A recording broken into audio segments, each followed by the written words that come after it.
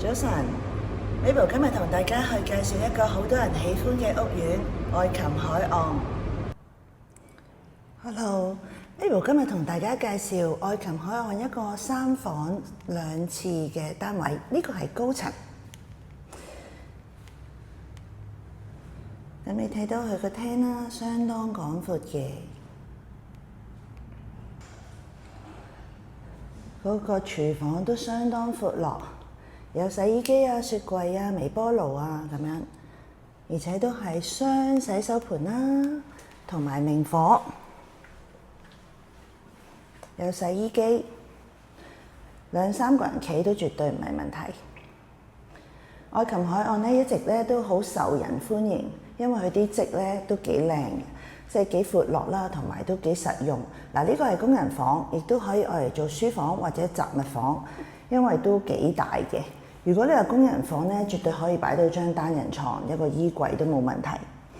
咁嗰個廳你見到佢都相當闊落啦，咁就望出去就係好開陽嘅，見到山啦，見到樹林。咁就個廳可以擺 L 型大梳化啊，擺個8人、10人、12人嘅大餐台都冇問題。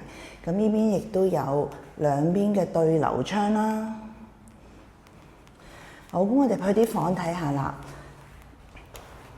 咁有一個客廁啦，有窗嘅。然之後嗰啲細房咧，一啲都唔細，都係可以擺到雙人床、衣櫃。